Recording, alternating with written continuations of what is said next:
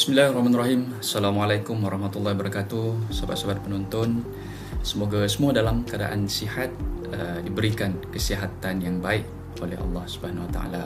Alhamdulillah bertemu lagi kita dalam channel Siddiq Jamal.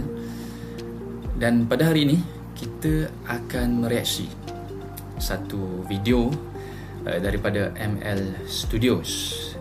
Jadi apa bentuk videonya dan apa rasanya, inspirasi dan motivasi yang akan kita dapatkan daripada video ini? Jom sama-sama kita saksikan.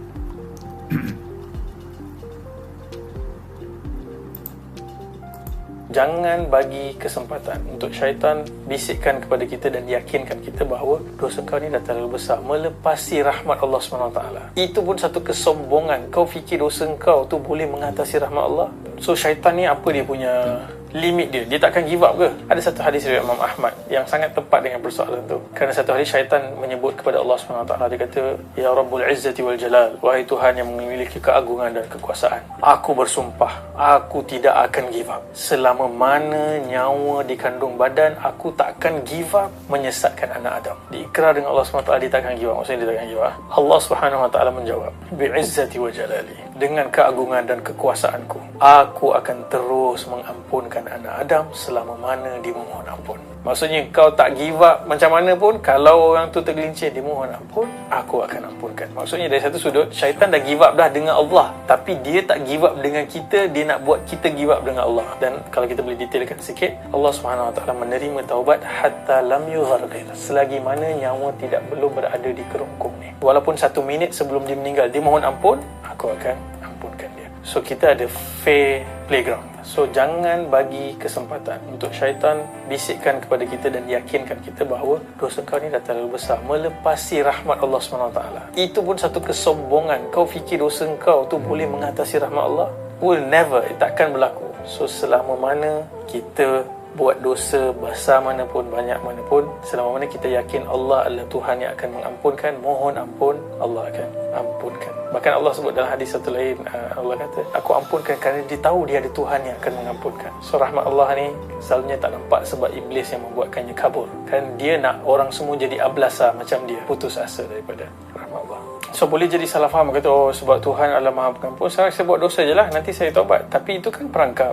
Syaitan boleh perangkap kita buat begitu. Dan sebenarnya dia macam ni, kita boleh plan sekarang, nanti aku akan mohon ampun. Tapi siapa boleh confirm nanti kita akan mohon ampun? Sebab syaitan boleh main game dia tu sampai kita kemudian dah masuk perangkap dia, kita tak nampak dah harapan nak mohon ampun tu. So dalam konteks kita memahami hadis tu adalah galakkan supaya segera bertaubat, bukan tangguhkan taubat sebab kau ada Tuhan yang Maha Pengampun. Itu perangkap. So syaitan memang dia macam ni. Kalau dia tahu kita bagus sangat dekat buat benda wajib, dia cuba downgradekan sikit dia punya modul dia. Okay, kacau kat sunat. Atau dia ni solat on time, okay, bagi lewat sikit. Dia buat kerja bertahap-tahap supaya tak rasa, dia rasa macam seamless. Dia rasa macam smooth dia kena main dengan syaitan. Sebab tu kita perlukan kawan-kawan yang mengingatkan juga. Kita perlu ritual kita membaca Al-Quran, salat kita ni semua adalah proses kita sentiasa menepis dan menapis apa yang kadang-kadang kita tahu kan, aku punya self-thought ni bisikan syaitan ke dorongan baik ni. So itu semua proses yang perlukan mempelajari ilmu, berdamping dengan orang-orang yang boleh mengajar dan tunjukkan kepada kita, hati-hati ini perangkap. So kelas kita ni antara lain untuk kita belajar.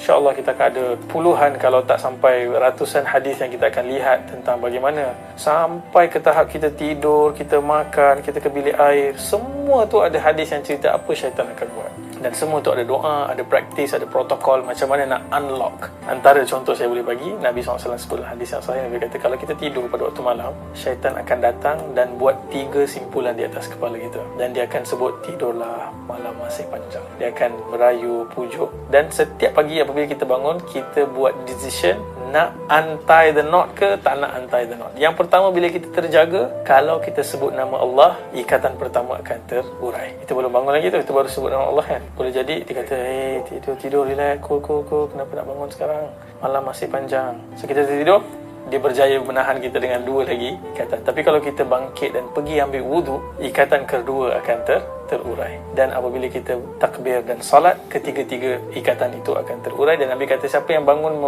memutuskan ketiga-tiga ikatan ini, hari pagi dia akan rasa segar dan produktif. Tapi siapa yang kalah dengan bisikan dan rayuan itu, pagi itu dia akan suram dan muram. Mungkin macam kebanyakan pagi-pagi kita lah. Alhamdulillah, sahabat-sahabat, itu tadi video yang kita tonton daripada ML Studios. Tajuk dia, syaitan give up dengan Allah tapi bukan dengan manusia. 3 benda yang saya boleh ekstrak daripada video inilah untuk saya simpulkan dalam versi kefahaman saya. Yang pertama,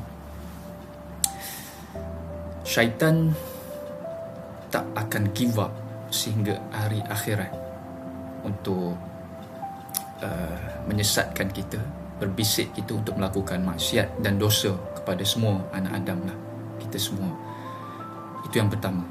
Hakikat kehidupan kita ini sememangnya ujian besar kita adalah berhadapan dengan bisikan syaitan. Itu yang pertama. Yang kedua, rahmat Allah tidak akan pernah diatasi oleh dosa dan maksiat kita. Maksudnya tuan-tuan, kita jangan rasa putus asa apabila kita buat dosa maksiat. Kita rasa yang semua itu akan mengakibatkan Allah tak akan ampunkan kita.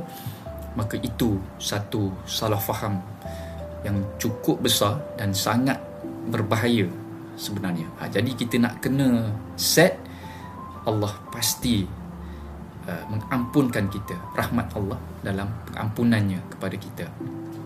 Dan yang ketiga, jangan pula kita ni selesa dalam bermaksiat tanpa kita rasa ingin bertaubat dengan segera. Itu penting. Dan antara kaedah kita nak bertaubat ini, satu, bila buat salah terus taubat. Yang kedua, kita binalah suasana-suasana yang baik dengan kawan-kawan, dengan ahli keluarga, sesiapa sahaja.